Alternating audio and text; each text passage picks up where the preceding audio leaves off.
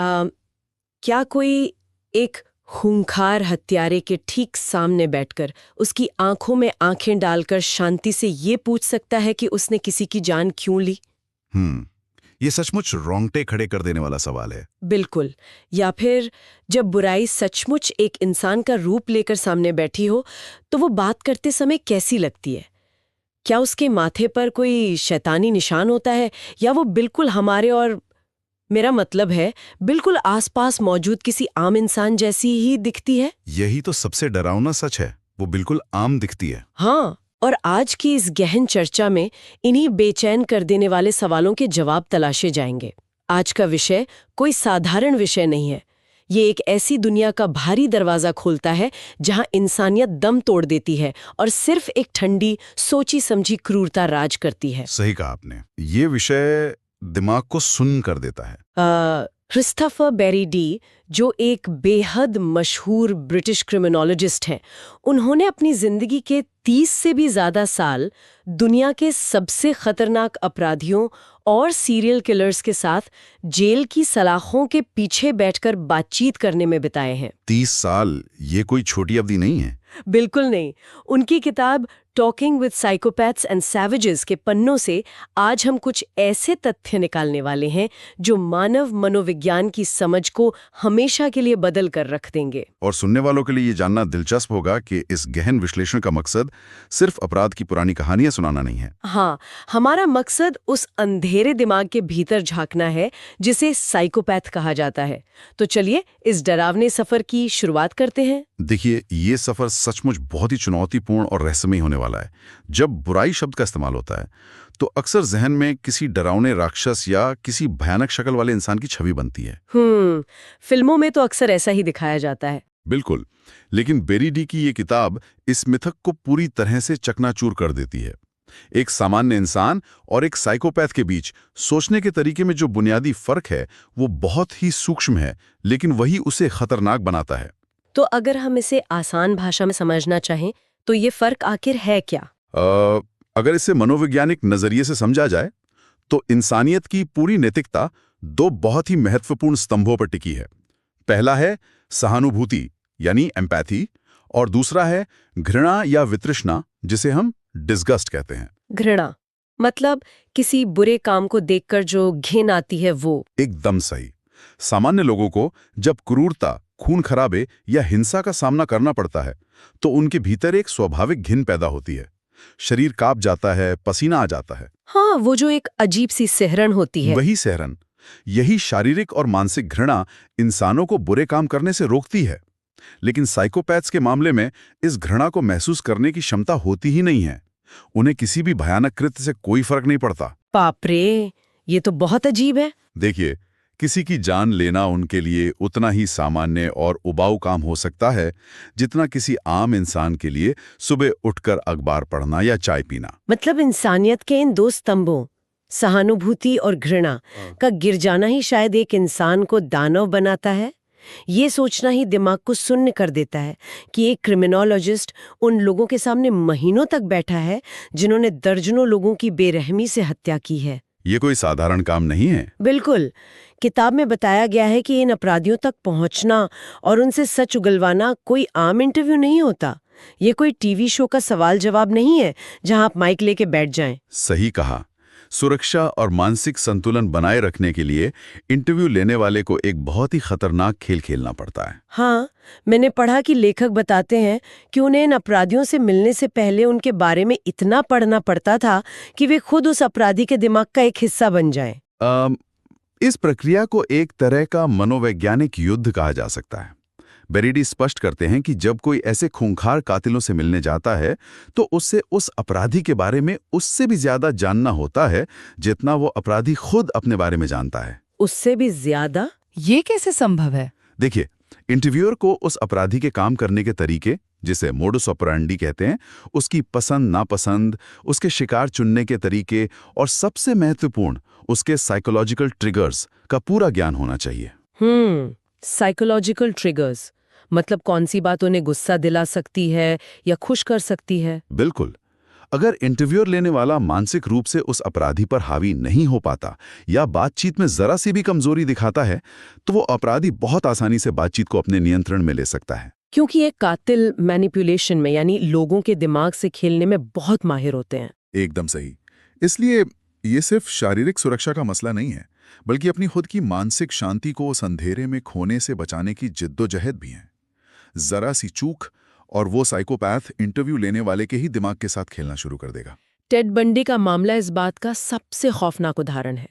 Ted Bundy की बात करते ये समझ आता है कि समाज में बुराई कितनी आसानी से घुल मिल जाती है। टेड बंडी का नाम सुनते ही एक बहुत ही चार्मिंग इंसान की छवि सामने आती है। वही तो, वो कोई खूंखार दिखने वाला जंगली इंसान नहीं था। वो एक पढ़ा लिखा, बेहद आकर्षक और कानून की पढ़ाई करने वाला एक ऐसा इंसान था जिस पर कोई शक कर ही नहीं सकता था। वो अपनी इस अच्छे इंसान वाली छवि का इस्तेमाल एक हथियार की तरह करता था। हाँ, वो लोगों की सहानुभूति का फायदा उठाता था। बिल्कुल। कभी वो अपने हाथ पर प्लास्टर बांधकर झूठी चोट का नाटक करता और लड़कियों से अपनी कार में सामान रखने के लिए मदद मांगता।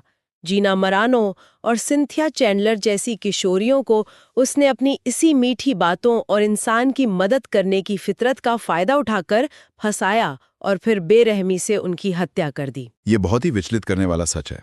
टेड बंडी इस बात का जीता जागता सबूत है कि साइकोपैथ्स इंसानी भावनाओं को पढ़ना बहुत अच्छी तरह जानते हैं, भले वे खुद उन्हें महसूस ना करते हों। ये सोचना कि भीड़ में कोई ऐसा व्यक्ति हो सकता है जो लोगों की अच्छाई को ही उनकी मौत का कारण बना दे, सच में रातों की नींद उड़ा देता है। किताब में एक और अपराधी का जिक्र है जिसे हीथ का नाम दिया गया है, जो इस छलावे को एक अलग ही स्तर पर ले जाता है। हीथ, उसके बारे में क्या खास था? हीथ को एक मेथड एक्टर की तरह वर्णित किया गया है। जिस तरह एक कुशल अभिनेता फिल्म में अपने किरदार के हिसाब से खुद को पूरी तरह बदल लेता है, हीथ भी हालात और सामने वाले व्यक्ति के हिसाब से अपना व्यक्तित्व तुरंत बदल देता था। मतलब वो एक गिरगिट की तरह रंग बदलता था। बिल्कुल। अगर उसे लगता कि सामने वाला व्यक्ति डरपोक है तो वो हावी हो जाता। अगर सामने वाला आक्रामक है तो वो शांत और मासूम बन जाता।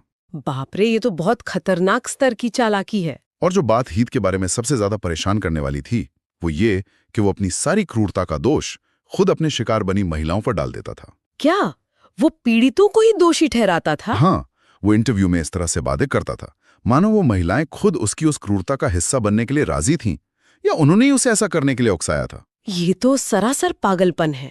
जिम्मेदारी से भागना और अपनी एक काल्पनिक दुनिया बनाना जहां वे हमेशा सही होते हैं। मुझे लगता है ये हर साइकोपैथ के दिमाग का एक तय पैटर्न है। सही कहा आपने। अपनी गलती ना मानना एक बात है, लेकिन अपने किए पर गर्व महसूस करना बिल्कुल अलग स्तर की क्रूरता है। बिल्कुल। फिलिप कार्ल ज़ाब्लॉन्स्की और गैरी रे बाउल्स जैसे क्रूर हत्यारों की कहानियां इसी मानसिकता को दर्शाती हैं।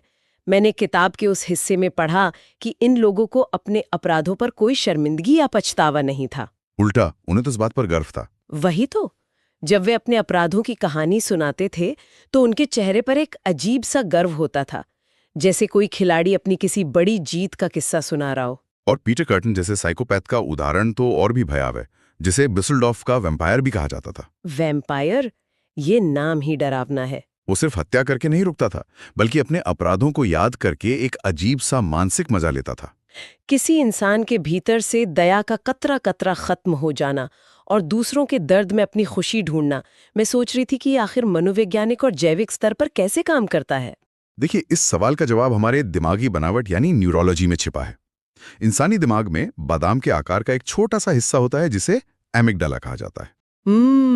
एमिगडाला, इसके बारे में मैंने थोड़ा सुना है। इसे समझने के लिए एक आसान सा उदाहरण लिया जा सकता है।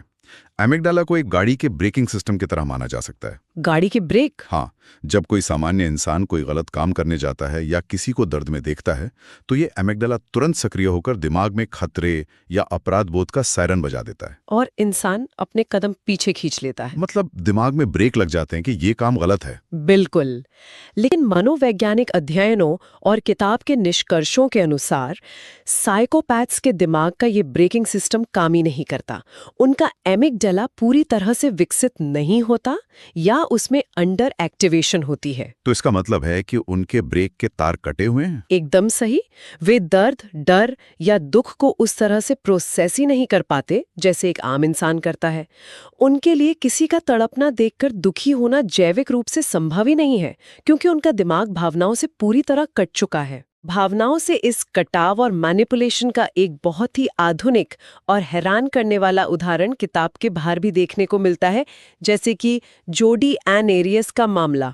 जोडी एन एरियस, हाँ, ये बहुत ही चर्चित केस रहा है। जोडी ने अपने पूर्व प्रेमी की बेहद बेरहमी से हत्या की। उसे दोषी पाया गया, सजा मिली, लेकिन उसने अदालत में, मीडिया के सामने और इंटरनेट पर अपनी बातों, अपने सतही आकर्षण यानी सुपरफिशियल चार्म और झूठ बोलने की कला से लोगों को इस कदर बरगलाया कि उसके चाहने वालों की एक बहुत बड़ी फौज खड़ी हो गई। ये सचमुच हैरान करने वाला था कि लोग एक कातिल का समर्थन कर रहे थे। हाँ, कई लोग ये मानने लगे कि वो मासूम है और उसे फंसाया गया है। एक प्रमाणित कातिल होने के बावजूद वो सामान्य लोगों की भावनाओं से इस तरह खेल रही थी जैसे कोई वीडियो गेम खेल रहा हो। ये दिखाता है कि कैसे एक साइकोपैथ समाज के सहानुभूति को ही एक हथियार की तरह इस्तेमाल कर सकता है। ये एक बहुत ही सटीक विश्लेषण है और इसी मैनिपुलेशन के हिस्से के तौर पर मगरमच्छ के आंसू का सिद्धांत सामने आता है। मगरमच्छ के आंसू मतलब झूठा रोना। बिल्कुल। बेरी डी ने अपनी किताब में बहुत ही कड़े शब्दों में चेतावनी दी है कि कभी भी इन हत्यारों को रोते हुए देखकर पिघलना नहीं चाहिए। अदालत में या इंटरव्यू के दौरान जब कोई साइकोपैथ रोता है तो वो अपने शिकार के दर्द के लिए नहीं रो रहा होता। तो फिर वे रोते क्यों हैं? उसे कोई पछतावा नहीं होता। वो सिर्फ इसलिए रोता है क्योंकि वो पकड़ा गया है, क्योंकि उसकी आज़ादी छीन गई है, या फिर इसलिए ताकि जज और जूरी उसे देखकर तरस खा जाएं। मतलब ये आंसू पूरी तरह से स्वार्थी होते हैं। हाँ, उन्हें पता होता है कि सामान्य इंसान आंसुओं को देखकर कमजोर पड़ जाता है और वे इंसानियत की इसी कमजोरी पर सबसे सटीक वार करते हैं। ये उनका एक रक्षा तंत्र यानी डिफेंस मैकेनिज्म है जिसे वे बड़ी चतुराई से इस्तेमाल करते हैं। ये सब सुनकर एक बहुत ही पुरानी और गहरी बहस याद आती है जो मनोविज्ञान के क्षेत्र में हमेशा चलती रहती है। क्या ये साइकोपैथ्स जन्म से ही ऐसे होते हैं या फिर हालात और समाज उन्हें ऐसा बना देते हैं, जिसे अंग्रेजी में बॉर्न और मेड कहते हैं? ये मनोविज्ञान की सबसे जटिल बहसों में से एक है। एक तरफ क्रिस्टी जैसे अपराधी का उदाहरण है जिसने समाज की सबसे अंधेरी और कमजोर कड़ियों का फायदा उठाया। उसने अत्यधिक गरीबी, मानसिक स्वास्थ्य सुविधाओं की घोर कमी और हाशिए पर धकेल दी गई वेश्याओं को अपना शिकार बनाया।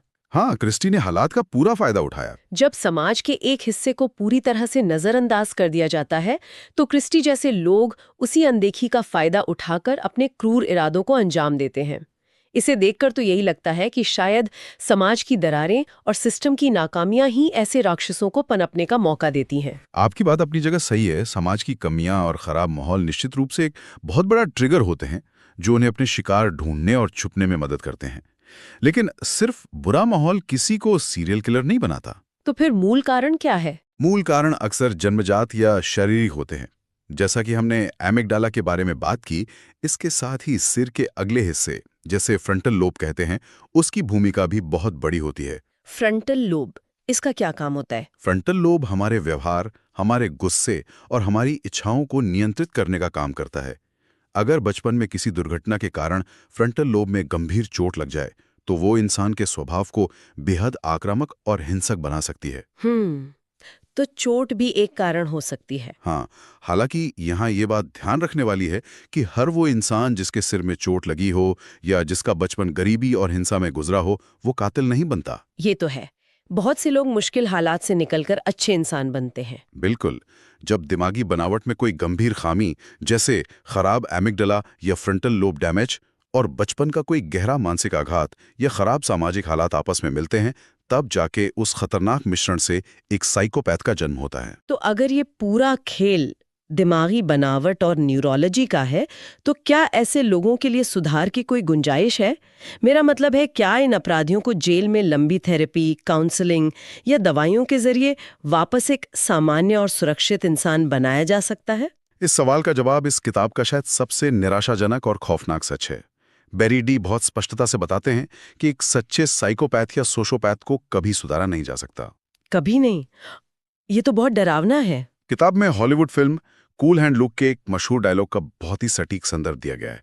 सम men you just can't reach. Some men you just can't reach मतलब कुछ लोगों तक पहुंचा ही नहीं जा सकता। बिल्कुल। कुछ लोगों के दिमाग के उस अंधेरे कोने तक पहुंचना या उन्हें बदलना नामुमकिन है। पीटर कर्टन जैसे सोशियोपैथ्स के मामले में कोई भी मनोवैज्ञानिक थेरेपी काम नहीं कर सकती। लेकिन क्यों? थेरेपी तो इंसानी दिमाग को समझने के लिए बनी है। क्योंकि उनके दिमाग की वायरिंग ही इस तरह से हो चुकी होती है कि वे कभी पछतावा महसूस ही नहीं कर सकते।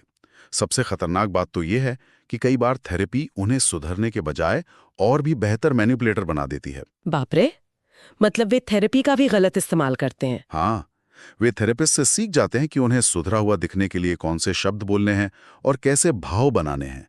वे सुधरने का नाटक बहुत अच्छी तरह कर सकते हैं, लेकिन जेल से बाहर आते ही वे फिर से वही अपराध करेंगे।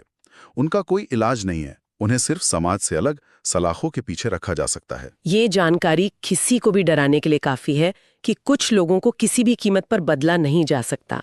और अगर ऐसा है तो सबसे बड़ा सवाल ये उठता है कि समाज इन्हें अपराध करने से पहले कैसे पहचान सकता है? क्या कोई ऐसी चेकलिस्ट है, कोई ऐसे स्पष्ट लक्षण है जिन्हें देखकर आम लोग सावधान हो सकें और खुद को बचा सकें? यहीं पर मानव मनोविज्ञान का सबसे बड़ा और कड़वा सच सामने आता है। लेखक साफ शब्दों में कहते हैं कि एक हत्यारे साइकोपैथ को पहचानने के लिए कोई सटीक चेकलिस्ट या कोई जादुई फॉर्मूला नहीं है। कोई चेकलिस्ट नहीं है? नहीं। बुराई को किसी एक खांचे में बांटने की कोशिश करना बिल्कुल बेकार है। जैसा कि हमने पहले देखा, ये लोग सामान्य लोगों के बीच बिल्कुल सामान्य बनकर रहते हैं। वे किसी के भी पड़ोसी हो सकते हैं, किसी के भी सहकर्मी हो सकते हैं या परिवार के सदस्य भी हो सकते हैं। ये तो सच में पैरों तले जमीन खिसकाने वाली बात है। वे एक बेहद सम्मानित छवि और एक अच्छी नौकरी के पीछे अपने असली चेहरे को छिपाने में माहिर होते हैं। वे इतने आकर्षक और बात करने में इतने कुशल हो सकते हैं कि कोई उन पर शक करने की सोच भी नहीं सकता। इसलिए किसी अपराध के होने से पहले उन्हें पहचान लेना लगभग असंभव होता है। कोई स्पष्ट चेकलिस्ट ना होना डरावना है, लेकिन इस गहरी चर्चा से कुछ ऐसी व्यवहारिक सीख जरूर मिलती हैं जिन्हें समझना समाज के लिए बहुत जरूरी है। मैंने किताब में मर्डर ग्रुपीज नाम के एक अजीबोगरीब वर्ग का जिक्र पढ़ा है।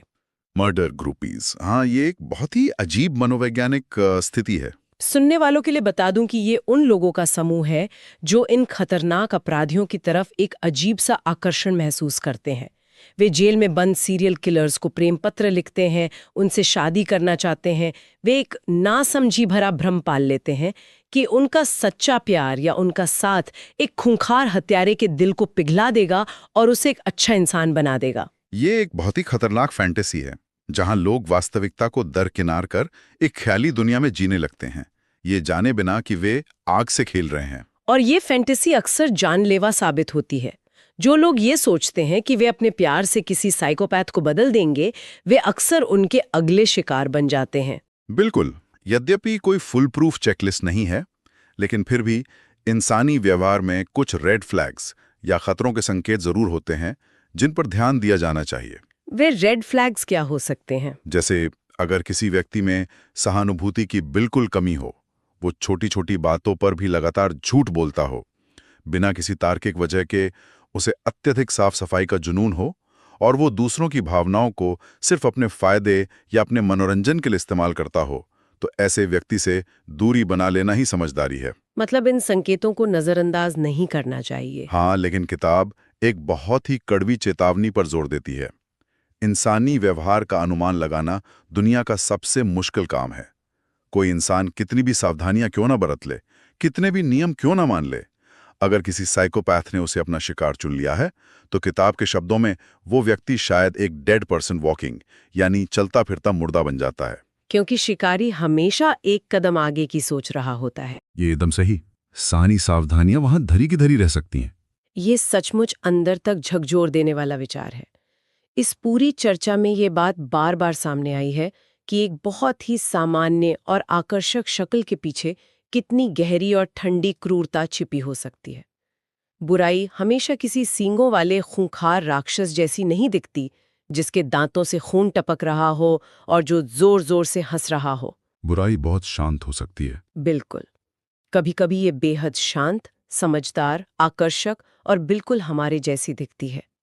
ये इंसानियत का वो आईना है जिसे अक्सर कोई देखना नहीं चाहता। इस चर्चा को समेटते हुए किताब से एक और बहुत ही गहरा तथ्य उभर कर आता है। वो क्या है? वो तथ्य ये है कि इन अपराधियों का इलाज करने वाले या उन्हें समझने की कोशिश करने वाले मनोचिकित्सकों, जिन्हें हम समाज के हीलर कहते हैं, और इन खूंखार राक्षसों के बीच की रेखा बहुत ही पतली होती है। रेखा पतली होती है, इसका क्या मतलब है? जब कोई क्रिमिनोलॉजिस्ट या मनोविज्ञानी बुराई को इतनी गहराई से समझने की कोशिश करता है, जब वो दिन रात उस अंधेरे में झांकता है, तो वो अंधेरा भी उसके भीतर झांकने लगता है।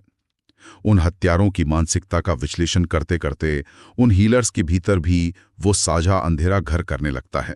ये तो बहुत बड़ी मनोवैज्ञानिक कीमत है जो मानव दिमाग की इन अंधेरी परतों को उधेड़ने के लिए चुकानी पड़ती है।